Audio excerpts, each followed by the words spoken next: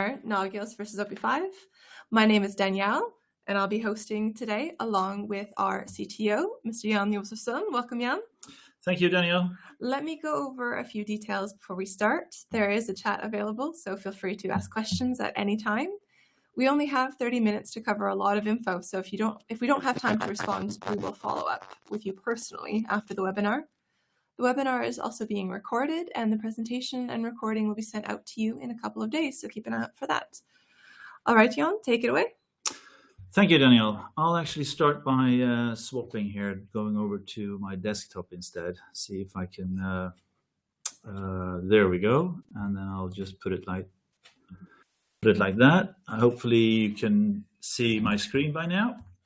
So thank you, Danielle, and thank you everyone that has joined us this afternoon, taking your time out of your schedules to have a half an hour to look at some of the things that we've found talking to our customers, and specifically our customers who have in the past migrated or taken the deliberate decision to move from Nagios over to the OP5 system. Now, obviously, with half an hour, we won't be able to. I mean, we started this journey more than 10 years ago, so we've added stuff, features and functions of the system. And today we're also a broad audience. I imagine that we will have.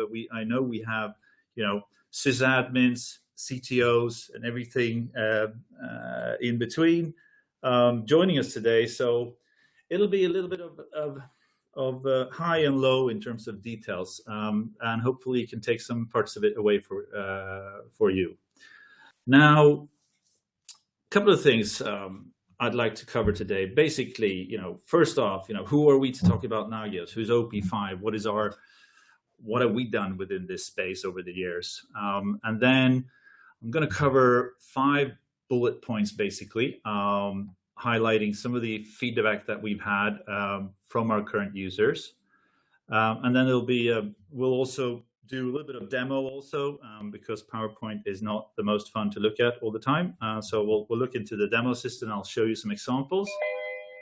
And what was that? Let me just see. Okay. And then we'll have a QA session, and that'll be it, basically. So without any ado, let's start.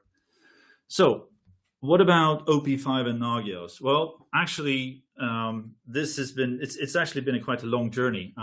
We have actively been working within the community in different shapes and forms over the last 10 years. I personally first got in contact with Nagios back in 2003. I was involved in a project. It was back then, I would think it was called NetSaint, for one of our CLECs who wanted something to work in their network operating center. And then over the years, we've actually been doing a lot of things within the Nagios community. One thing, I mean, for example, when Nagios 4 was released, the OP5 as a company with our developers, we actually stood for more than 90% of that code that was being committed into that major version. And it's also so that we have, once upon a time, we were actually the global Nagios support partner. So anyone purchasing support for Nagios in the world, we were actually giving that support. And of course, over the years, we have also been engaging with many of the closely related projects, such as the syslog ng, PNP, NS Client, Nagios. I mean, the list can be longer, but these are all projects that we have devoted development time, patches, documentation for. If you're running the latest NS Client ++ for your Windows monitoring, you would actually see that OP5 Monitor is one of the templates that comes up when you're installing that agent as a default monitoring system. And also, a number of other organizations that are close to our hearts. The Linux Foundation, Open Virtual Alliance, OSB Alliance. I'd also like to just make a point that we are hosting the OpenStack Day in Stockholm on the 22nd of September this year. So if you are working in an OpenStack environment or planning to do so, or you want to know more about how monitoring within the OpenStack side, then note the 22nd of September. You'll probably get more information as we move closer to that. So with that said, yes, we have had a very deep knowledge within the Nagios. Two of our core developers have been on the core development team of Nagios. They're still with us, and we know pretty well what works very well in Nagios, and I think also equivalent important is to know where Nagios doesn't actually fulfill all the needs that we see emerging today. So having said that, let's just move on into the top 5 reasons why people have moved into Nagios, or sorry, moved into Monitor from Nagios. I think one of the things that comes back to us talking to customers over and over again is just the pure, it's a time thing. It's a mixture between personal time and corporate time. But what we are seeing is that as we move into all these new environments, we call it, the hybrid of IT, SaaS, PaaS, IaaS, all the acronyms that you all know, we get much more and new demands for monitoring. And at the end of the day, this needs to be configured in one way or another. And those of you who work with Nagios or knows how Nagios configuration works, you know that this is a very, very time-consuming exercise, and it's easy to go wrong.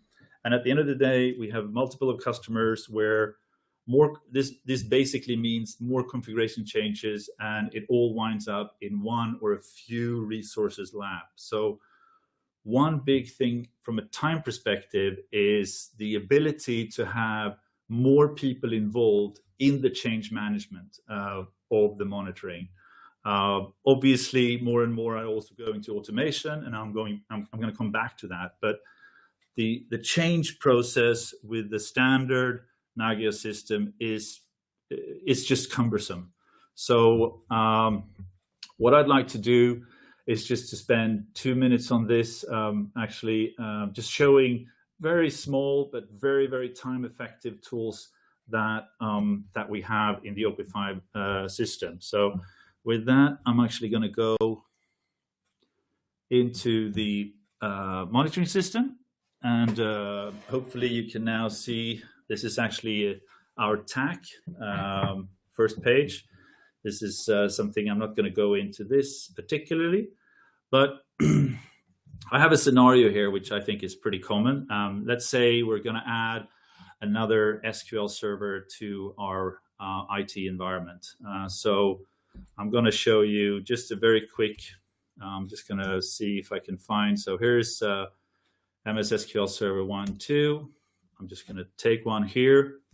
So this is an MS SQL Server. These are the checks that we are currently monitoring with for this particular server. And I'm now adding another server. So what I want to do here is actually to clone this. To clone something is basically, you want to make a copy of the whole set and push that into your new server. So as you can see, I've got the host groups here, I've got the contacts, etc. So I'm just going to go ahead, choose clone. I can choose how many copies I want to make. Do I want to make 1, 10, 100 copies of this particular setup? I'm just going to do one here. I'll give it a new host name. I'll call it SQL server 4. I need an IP address. Let's see if I can pull one down on 72. 27.646. And then I create a clone. Now, one of the things that we have in OP5 Monitor is that we have a database layer for all configuration. So this enables us to do a couple of things. We can undo things, we can pre-flight, we can pre-test things before we shoot it into the configuration, making sure that we've done everything right. Again, for those who sits with the standard Nagios configuration, know that if you shoot something wrongly into Nagios, it'll actually stop the service. So, but this looks okay.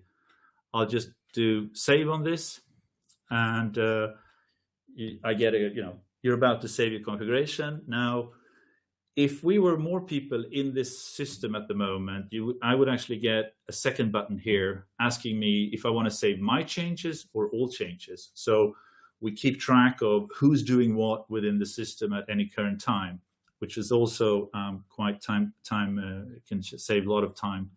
So I'll save that, and we're okay. Pre-flight checks okay. So that's basically we've cloned a complete set of services with all its dependencies for host groups, etc., into the next one. And if I do an SQL, I'll have my server 4 there. I can show you another small time saver. Actually, we have a multiple select here, so I want to multiple select everything here, and I can then decide on an action. I want to force these checks right now, just make sure that everything's okay. I submit that, and then everything is up and done, and I've got my new host up and ready. It actually puts them first in line, if you know how the round robin works out of.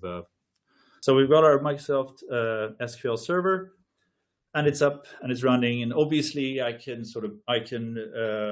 clone anything within the system. Another great little time saver I'll just show you while we're here is so we've got this new guy, the new employee. He's a DB guy. And obviously, he needs access to all our SQL servers. And for anyone of you who've done that, knows that could be quite time-consuming. So what I'll do now is I'll use another little tool set that we have, which is called Propagate. So I've got everything down here. I've got my SQL server. Now, what I want to do is propagate. And then, as you can see, I get a little tick box here, and in this case I want to propagate contacts. I've got let me see here, I've got new employee. Sorry, he was there already, so I'll put him in there, and as soon as I've propagated that, I'll and it's into the host group of SQL servers. I'll save that. Oops, and nothing to save is because I've already propagated him. But I think you understand the way that this works. So basically, I can take anything from a service or a host or a service or any limits, thresholds, etc., and I can just basically propagate it straight out to the group that I want to have. So I'm going to go back here, moving along because that's just touching base a little bit on the time-saving things that we have within the system. The second part I want to spend some time on is the output data, basically SLA reports, dashboards. As we get more people asking us to monitor more things, an obvious outcome of that is also that you will have more people wanting to have access to information in one way or another.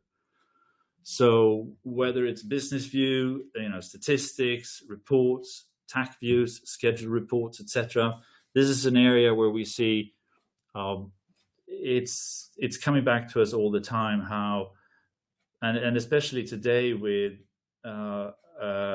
so many great, I would say, third-party ways of visualizing things also for a greater audience. And I'll get back to you on that a little bit later also. But just to show you quickly how this looks if we actually go into the system. Now, as you can see here, this is an SLA report. It's actually an SLA report for some of the public cloud services that we utilize.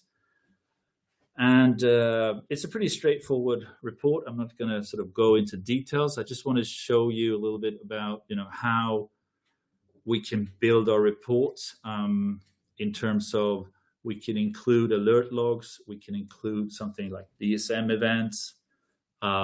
We can include performance graphs. Obviously, we have different report time periods, what times. We can choose what kind of SLA calculation method that we want to use. And at the end of the day, we can schedule these reports to be distributed, over email, in PDF, in CSV, on whatever days that you want to have them sent out to your customers or to your internal customers, if you have that kind of setup. Another way that I can also visualize is, for example, if I show you, this is just another way of visualizing. This is actually a map view, and we are actually, oops, sorry, that was a bit. So this is actually a transportation company, and they are visualizing their delivery vans around Stockholm right now. And as you can see, this is live data as it's pushed in to the system to see where and how the trucks are at the moment. It's just different ways of visualizing. My point being that this is a high demand for more intuitive ways for these monitoring systems to be able to visualize data for a broader audience. Right. Automation. I think most of you are familiar with this. Now, we've invested probably the last 5 years in, and we continue to invest in building our API at the end of the day. A good, solid API that enables integration with third-party applications. And this is just a high-level view of what we actually push through the API today, whether it's configuration or we shoot external commands. Configuration being the automation of actually putting, as things get installed into the network, on your network, then the monitoring part is automatically provisioned onto those devices. We can also have external commands, filters. Filters, I didn't mention that before, but anything that you actually see within Monitor is actually built upon a filter view. This is, from a time perspective, also quite a big time thief, because a lot of these systems tend to generate too much information at the end of the day. So having the ability to actually choose what you want to have on your screens could actually be a huge time saver. So I can show you that later if we have the time, but anything that you see within the OP5 Monitor is actually built on these filters, and you can tailor them completely. And actually the app that we have for iOS and for Android is also supporting filters. So you, as a super admin, you can define your filters, and that will define what people can see when they're accessing the system through the app. And of course, there's the reporting data, all the performance data, and everything like that that you want to have the ability to shoot out to, if you have third-party analytic tools, BI tools, etc., for using the data that are being accumulated in the system. There's a great documentation within the system for the using the API that actually holds all the code strings, etc., so that you can quickly get started with configuring and using the API. Right. The fourth is scalability. This is something, we all know the numbers, and we can turn left or right today in magazines and press, etc. Whether it's going to be 25 million or 50 million or whatever the number is. All we do know is that the number of devices, the number of IP addresses that are hitting these systems are going through the roof. And if we look further, then we don't see any stop in that trend. Actually, the reverse. We're seeing just more and more things, and this is something that we actually started to see back in 2009, 2010. And I think many have tried to solve the problem in a sort of traditional way, in terms of just putting a bigger engine in there, putting a bigger machine, putting a bigger server in order to solve the problem. But we definitely see that's not working, because that's it's not where the scalability is starting to hurt us. So we started to develop this. We call it Merlin. It stands for Module for Effortless Redundancy and Load Balancing, Nagios. The Merlin protocol have been out now for about 4 years. Basically, it just does scale out versus scale up. So we have a concept with pollers and peers, and we can build today systems with a mixture of pollers and peers up to 64K of servers. So really mass scaling monitoring systems. What it does is that it does three things. It does load balancing, it does redundancy, and it does synchronization of the configuration. So having larger environments with multiple of data centers, we're talking 50, 100, 200,000 servers in multiple data centers, where we have a mixture of peers doing the load balancing, and the configuration being done locally, but it's synchronized across all data centers, so that we can maintain good quality of the of our configuration of the overall system. The benefits, of course, are huge in regards to just control and also cost of ownership, because we're actually working one system at the end of the day. Lastly but not leastly is what we call is unified monitoring. We see in many cases when we meet customers for the first time is that they have not one, not two, they can have 5 or 7 different monitoring tools depending on what they're looking at. And again, this is not so effective. And at the end of the day, what you really want to have is a unified view of your monitoring data. Now, there's 2 sides of unified. There's like the technical side, which basically means that we can take logs, traps, agent-based data, agent-less events, performance data from a lot of different devices, and we actually get them into one system. And because we get them into one system, we can start to do things in terms of correlation, mapping, and visualization. So that's one part of unified data. The other part of unified data is actually looking at a slide like this. This is actually a slide that I ripped out of Gartner. And I think it's a good slide because it shows that what we're seeing today is you don't have a data center per se where everything sits. The data center is today a highly distributed environment where you have public cloud parts, you will have SaaS parts, branch offices, co-location, second DC, etc., etc.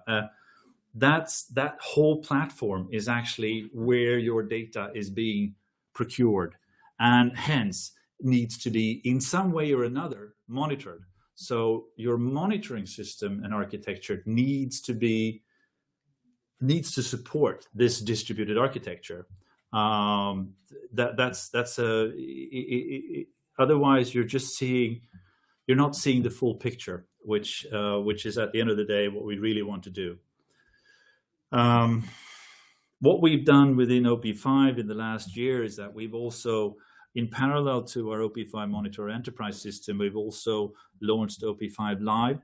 It's a SaaS service, very simple service. It does everything that you can do from an outside perspective. It's completely built on OP5 Monitor. And the general purpose here is actually to get both the inside view and the outside view to seamlessly interconnect, so that performance data and events, etc., that occurs and are identified through the Live platform is directly interconnected to your on-premise system over a secure API connection, so that we can have, again, the unified view of what is really happening within our IT side today. Personally, I think we're talking about on-premises and SaaS. I do believe that in a couple of years, I think those are actually going to disappear. It will be a question of having a monitoring system, and then of course it should be up to you to be able, if you want to implement it on a internal SaaS service, or if you want to host it or run it as a SaaS from a second source. At the end of the day, I think these boundaries are actually going to disappear. It's going to be, OpenStack is one part of that, but there are other things happening today where we can see that the sort of traditional on-prem and SaaS are really merging together. And of course, we as a monitoring vendor, we do see that we need to be in that and able to support that trend. Right. So those are actually, again, tip of the iceberg, but we've got 30 minutes. Ease of use in change management, absolutely. Save your time, save company time, in order to run a smooth monitoring system. Reports, dashboards, etc. Absolutely. Output data. Automation, whether you're running Puppet or other third-party type of CMDBs, inventory management, incident management systems. I do think that if as soon as you get actually above 500 IP addresses that you're monitoring, a whole lot of things need to be automated and should be automated. Scalability, we talked on that, and then touching base on unified monitoring. Right. So Nagios and OP5, what is it? You can have lots of different angles on this, but just looking at the code base, Nagios is about 3% of the OP5 enterprise code base. However, it's an important 3% because it enables us we have full Nagios compatibility. And this is super important, we think, because Nagios is by far the largest open source community out there, both in terms of present, but also many times for customers who invested and written their own scripts and checks and plugins for their particular purpose. Having the ability to plug those straight into the OP5 Monitor platform is a huge advantage for us, but of course for many of our customers, because they have the knowledge and they have the local presence, and they can reuse their already done investment. The other 97%, yep, we touched a little bit on it. Configuration reports API. We have business service monitoring, logs. The list can go on. But hopefully you could get a flavor of today's little quick one. There are, of course, also soft values that can't be stressed enough. Now, support. I mean, yes, everyone has support. We have a really good support, if I could say so myself. But no, it's totally in house. The guy sits 2 meters from the developers. If we run into something, if we do have problems, they are very, very skilled. Packaged, of course, as we start to use these systems to monitor a whole lot of more things, the whole install and updates, and those are all flagged within the product, and you click a button and you're up to speed with things. We talked about the freedom. You can use any unsupported plugin, scripts, etc. What you find on the net, the system won't say no. Secure and reuse your existing investment. We talked about that. Security, I think, is a very, we haven't really touched on it today, but we do see that this is a very important part. We do external pen tests on all our minor releases from third party, and so we and from a quality assurance and automatic build in our development processes, we invested quite heavily into making sure that we're on top of things that has to do with security, so that no bad patches and stuff like that hits the market. And I think that I'm over We're now. Over time already. I'm over time. I'm sorry about that, but I can go on about this. But I think in this forum again, we have a lot of different people on the call today. So we have a knowledge base. It's packed with everything for the very, very technical to the not so technical. There is the community where we have a lot of all the links and etc. for our own code archives and Git and stuff like that. If you are interested or curious, there are a number of ways that you can do this. You can download a free copy of OP5 Monitor directly from the site, or you can spin up the OP5 Monitor either in Azure or in Amazon, fully working versions of it. And as we actually launched a new package just about a week ago, we call it the OP5 Monitor Standard. If you find that this is your thing and you want to move along, we as a little token for you guys spending time here today, if you go to the OP5 shop, it's through the web, and you actually place an order here in April, you'll get a 20% off of that. Just as a reference, 100 IP addresses, it's about $19.95 for a perpetual license. And I mean, there are a number of ways there. So I'm going to stop now because you're pointing at the watch. Yeah, exactly. Yeah. Well, we were hoping to have a Q&A session. I think we're out of time. If you do have any questions, though, please get in touch. We are open for you guys to contact us. info@op5.com is the easiest way. If you want to speak directly to a sales rep who can talk tech with you, then you've got inside-sales@op5.com. Or you can go through the web at op5.com/about/contact us and fill out our easy contact form, and we'll be in touch. And please, if you want to speak more to me, you've got my contact details at the beginning of the presentation. Just shoot me an email or give me a call. I'd love to interact in any way or form. Exactly. So he will be happy to speak more about OP5.